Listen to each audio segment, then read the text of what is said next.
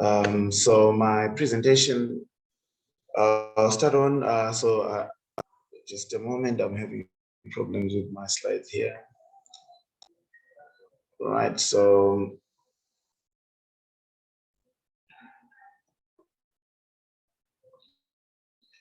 I'm going to start off with a case presentation. So consent was obtained from the patient and all content referenced. The outline of the presentation is going to be as follows. I will have a case presentation and just hold on. Okay. Exit, and then you'll just have to do it from here until we get make it big.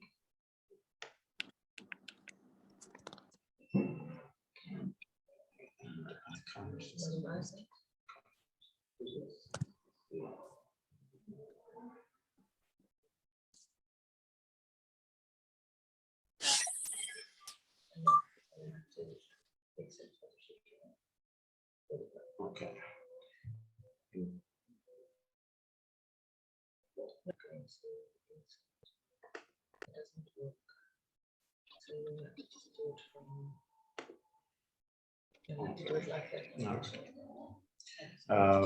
Apologies, we are having a technical glitch. So I'll start off. So my presentation outline will be as follows. We'll start off with the case presentation, introduction. We'll discuss about the risk factors or etiological factors, and then we'll also look into clinical presentation of cutaneous squamous cell carcinoma of the head and neck, and I'll go through diagnosis, management, and conclusion. So the case that I'm of a gentleman, Mr. X, who is 61 years old, who presented with preauricular ulcerated skin lesion that has progressed over the past 6 months. So he had a background history of laser excision of a skin nodule, which was basically on the same site over a year ago by a general practitioner, and was sent for histology, which confirmed that it was a squamous cell carcinoma. However, over the past 6 months, he developed another ulcerative lesion on the same spot, which grew progressively to become larger and became ulcerated. He also had severe preauricular pain and severe otalgia. He had a history of chronic sun exposure. He lives here in South Africa. So he had a history of chronic sun exposure from childhood. However, he had no constitutional symptoms, no weight loss, no loss of appetite. In view of where the lesion was, he had no issues with his hearing. Past medical history, he's non-hypertensive on Reduc and Losartan. And of note, he had received neoadjuvant chemotherapy after he had a diagnosis of squamous cell carcinoma from his panc biopsy. He had been operated previously. He had, like I said, a laser excision of the preauricular skin lesion. And 10 years ago, he also had prostatectomy for CA prostate, and he also had C-spine fusion. Social history, he is a non-smoker and non-alcohol drinker. He's currently unemployed, but he used to work in the mines. He lives with his wife. On examination, he was clinically stable, well-nourished. He was normotensive, pink, and well. On examination, he had a preauricular fungating mass, which was measuring about 5 by 4 centimeters with central ulcerative ulceration and also contact bleeding. He also had perilesional hyperpigmentation of skin and some hyperemia with blanching. He also had the lesion was also extending onto the tragal area. However, it was not going into the ear canal. Clinically, he had no neck nodes and his facial nerve was intact. In terms of investigations, this is the, you can see on the right, he had a punch biopsy done, which confirmed an invasive squamous cell carcinoma, which was moderately differentiated keratinized squamous cell carcinoma. His full blood count was normal, urea and electrolyte was normal. His chest X-ray and ECG were essentially normal. He had a preoperative CT scan, which showed right preauricular soft tissue mass, which was measuring about 1.9 by 4 by 4.8 centimeters. And he had no underlying bone involvement. And also they noted that the tumor or the lesion was inseparable from the right anterior external auditory canal. And it was also inseparable from the right parotid gland, and there were no significant cervical and supraclavicular lymph nodes. So we worked out the patient for surgery, and we went to theater for a wide local excision of the preauricular squamous cell carcinoma, and we also included a superficial parotidectomy and a right selective neck dissection.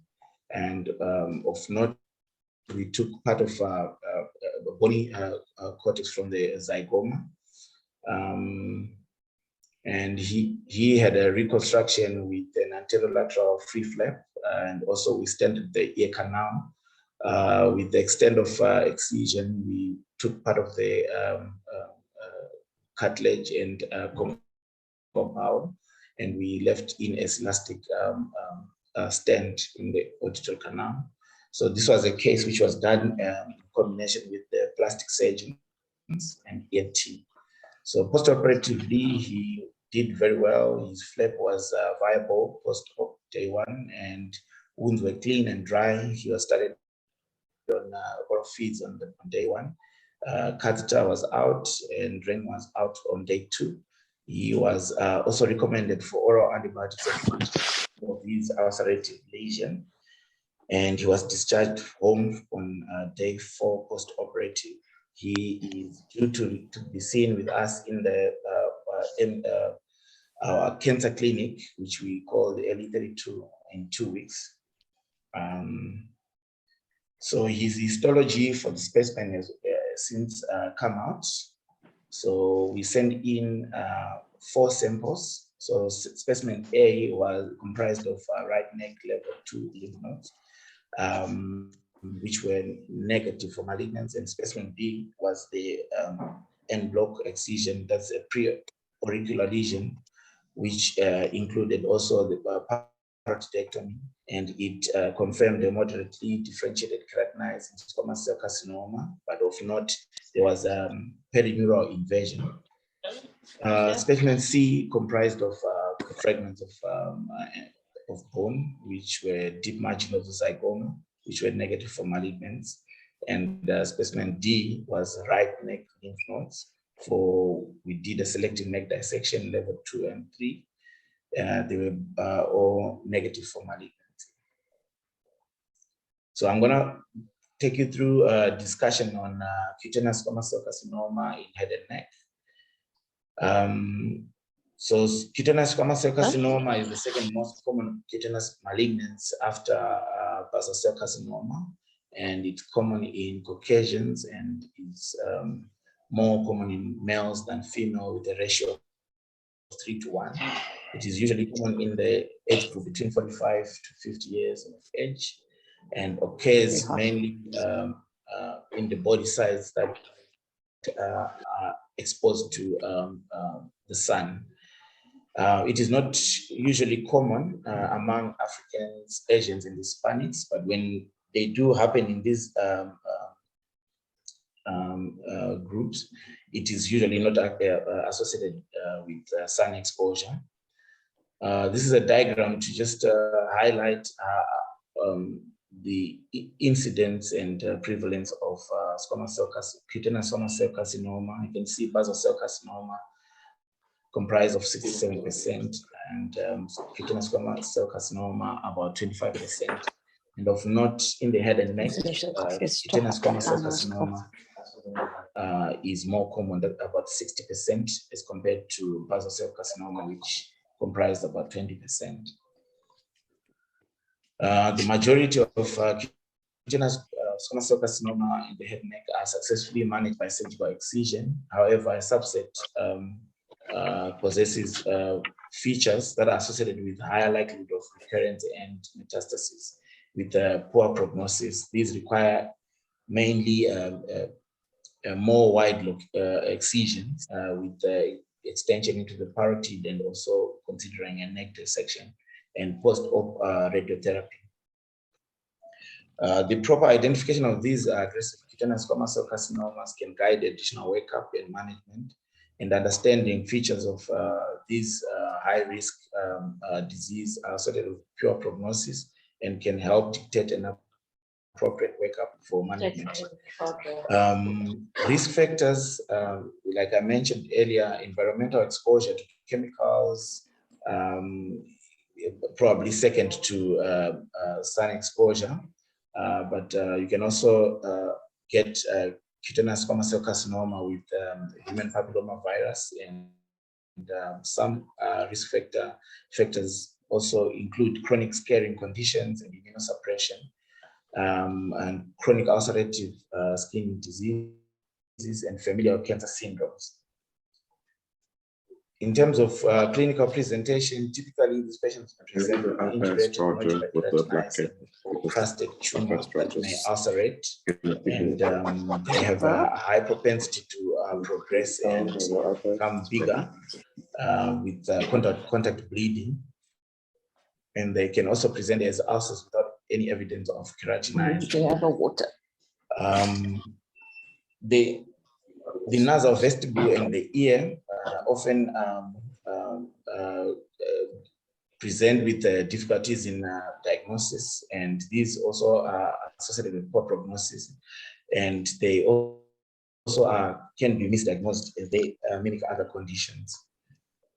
This is a diagram to highlight the common distribution in head and neck of cutaneous squamous cell carcinoma, in which they follow a mask distribution with sparing of the maxillary areas. And also to mention that over 50% of these occur in the anterior scalp and forehead and the ears. And the parotid is also the site for up to 70% of metastasis. And also this distribution gives a high risk of metastasis to the bone and to the neck. In terms of diagnosis, clinical history and physical exam will give you about 80% of diagnosis, which we can confirm with punch biopsy, which confirm cutaneous squamous cell carcinoma. In terms of staging, there are a number of stagings system that have been postulated, but one that is widely acceptable is the AJCC staging, which stages the tumor into TX, which is primary tumor cannot be assessed, T0, no evidence of primary tumor, TIS, a carcinoma in situ, and then T1 and T2 are quite unique to cutaneous malignancies, non-melanotic malignancies, in particular cutaneous squamous cell carcinoma. So T1 is tumor which is less than 2 centimeters with less than 2 high risk factors. I'll just run through the high risk factors in my next slide. And then T2 is tumor which is 2 centimeters or more, or any size with more than 2 high risk factors. Then T3 is tumor with invasion of the maxilla, mandible, orbit, or temporal bone. Then T4 is tumor which has invaded the skeleton and with perineural invasion of the base of skull. In terms of regional lymph nodes and distant metastasis, these follow AJCC categories as other head and neck. So this is a highlight of the high risk features that I was discussing on the staging, and these also are markers of poor prognosis and predictors of distant metastases. So this is when the tumor is greater than 2 centimeters, and when there is failure of previous treatment, and when there is immunosuppression, in particular, patients who had received chemotherapy for hematological malignancies, and also the depth of invasion, which is greater than 2 millimeters in thickness, and periural invasion, like in our case, is also one of the high risk features. Then also primary site being the ear or the hair-bearing lip, and also those cancers or cutaneous squamous carcinomas that are poorly differentiated or that are undifferentiated. In terms of diagnosis, it's usually clinical with subsequent histological confirmation following excision, and it is best achieved by punch biopsy or incision or shave biopsy under local in the doctor's rooms. But then also we have to discuss the role of imaging. Yeah, not all cutaneous squamous cell carcinomas of the head and neck warrant imaging, but we have to consider imaging in those patients with high risk disease. So we would do a CT scan for patients that have high suspicion of bone invasion, and then an MRI scan is warranted for patients who are highly suspicious of perineural involvement. But otherwise, there is no evidence to support cross-sectional imaging in clinically N0 and parotid negative patients. In terms of management, the role of multidisciplinary team cannot be, it should be overemphasized, because we need to have patients seen by the ENTs, the oncologist, the plastic surgeon, and the pathologist, among other cadres that are involved. We also need to involve speech therapists and dietitians in the long run of the management of the patient. Like I mentioned earlier, surgical excision with predetermined clinical margins is of utmost importance, and in high-risk cutaneous squamous cell carcinoma, the evidence on peripheral margins is required. The evidence on peripheral margins required is limited to up to 4 millimeters, and it should be included in the resection. But for those small, low-risk cutaneous squamous cell carcinoma, margins of 4 millimeters are acceptable. Here at our institution, we usually recommend margins of up to 10 millimeters in these wide local excisions. In terms of the role of radiotherapy, it is an alternative modality to to surgery for primary cutaneous squamous cell carcinoma of the head and neck. And it can be offered in the following scenarios, that is in the elderly patients who are frail and are not fit for surgery, and also those patients with cutaneous squamous cell carcinoma in anatomical sites where radiotherapy is likely to lead to superior cosmetic and functional outcomes. And also in patients where surgery is contraindicated, and in patients who have chosen radiotherapy as compared to surgery. At most head and neck sites, cosmetic outcomes and cure rates with radiotherapy are inferior to excisional surgery. So surgery has is more in terms of cure rate as compared to radiotherapy in wide cutaneous, in massive cutaneous squamous cell carcinomas of the head and neck. And this is what most of our patients receive. And they usually receive a neoadjuvant chemotherapy or sometimes radiotherapy to try and shrink the tumor prior to surgery, as the waiting period is quite a bit longer before they get surgery. So the following are contraindication to radiotherapy. That is patients who are above the age of 50 due to risk of second malignancies and inferior cosmetic outcomes. But this is not an absolute contraindication. And then sites of patients with sites of previous radiotherapy, you don't want to give radiotherapy for the second time. And then areas where there is cartilage or bone involvement, this is due to them having high risk of radial necrosis and over the lateral half of the upper lip, upper eyelid due to risk of lacrimal gland damage.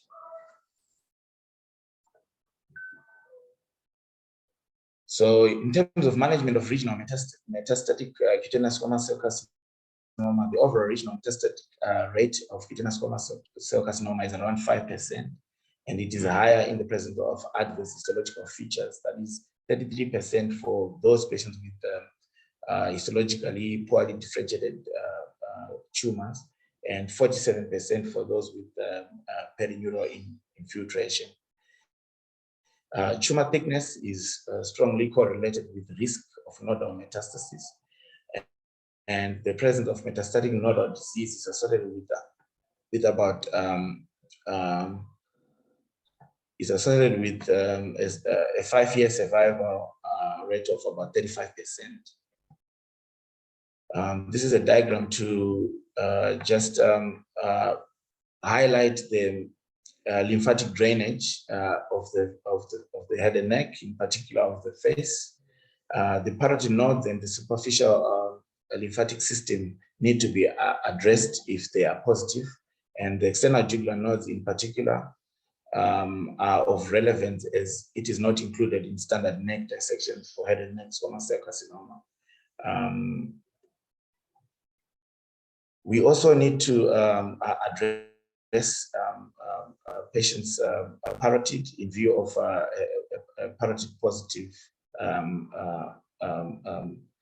cutaneous squamous cell carcinoma. So superficial parotidectomy and adjuvant radiotherapy are important in clinically P positive and N0 disease, and involvement of the skin and deep lobe or facial nerve will require more extensive dissection, in particular total parotidectomy. And patients in patients with clinical metastatic disease deep to the plane of the facial nerve and preoperatively they have facial nerve palsy, we would consider a radical total parotidectomy. This is just a diagram to highlight investigations in terms of patients with clinically parotid negative and N-negative tumors. So in these cases, you don't need to consider imaging, and there's no elective lymph node dissection that is warranted. The role of sentinel node biopsy is still in clinical trials, but in other centers, it has been seen that it is quite helpful. But in parotid positive and not positive lesions, fine needle aspiration with or without ultrasound guidance can be attempted, and you can repeat it if it's negative. You can also consider an open biopsy, and this is a scenario where we would want imaging, in particular CT scan in view of bone erosion, and MRI scanning in view of perineural invasion. This is a diagram which is quite small, but it was just it's just a summary of management modalities in terms of parotid positive and neck positive and parotid positive and neck negative lesions. So for parotid positive and neck negative and not negative lesions, with the primary site in the anterior face and neck, you would want to do a therapeutic parotidectomy, in particular a superficial parotidectomy, if there is no facial nerve palsy pre-op and there's no risk of deep invasion of the parotid gland. And you'd want to do selective neck dissection levels 1 to 3. And also you need to address the parotid when there is lesion is in the anterior scalp with posterior face and pinna. You'd want to do a therapeutic parotidectomy in level 2 and 3, including the facial and external jugular nodes. You also need to give radiotherapy to the parotid and the neck if indicated.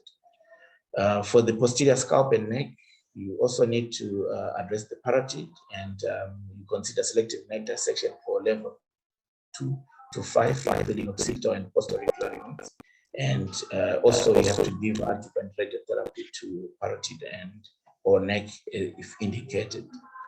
Then for clinically parotid negative and not positive, with the primary tumor in the anterior face and neck, you consider levels 1 to 5, including the facial and the external jugular nodes.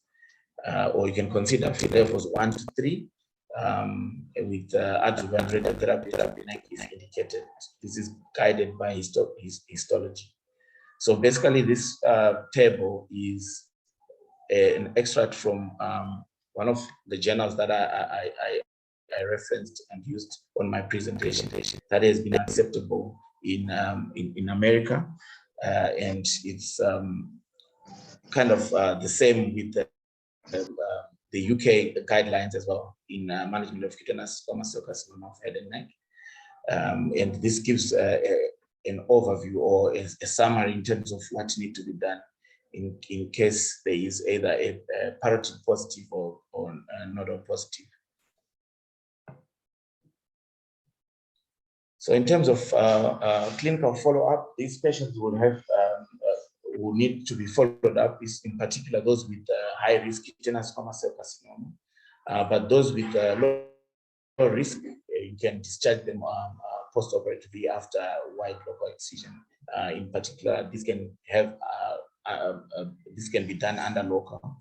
But for patients with high-risk cutaneous squamous cell carcinomas of the head and neck, they should be reviewed 3 to 6 weeks month 3 to 6 times monthly.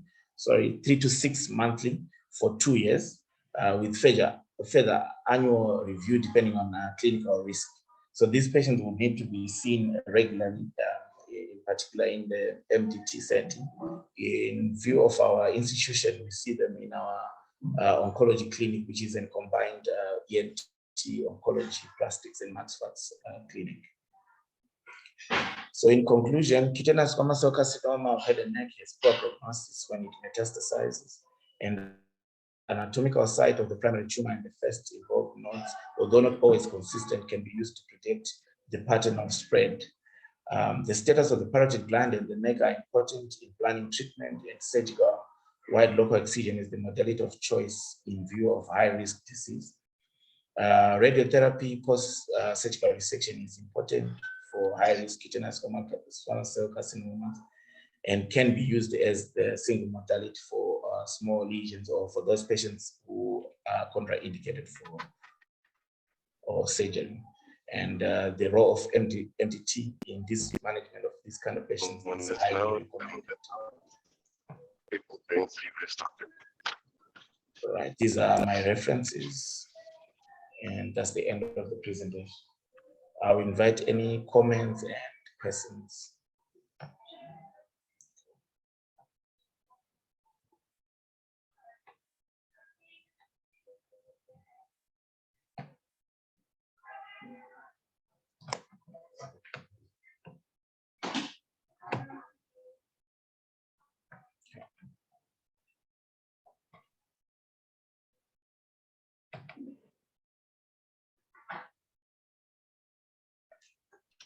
Any comments from the floor?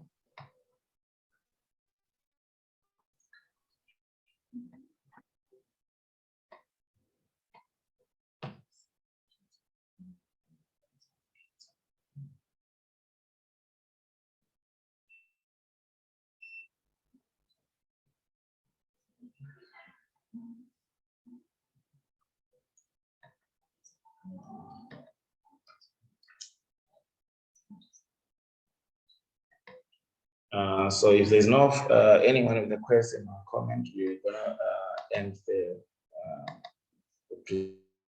presentation. Thank you all for coming through, and we'll see you next week on Wednesday.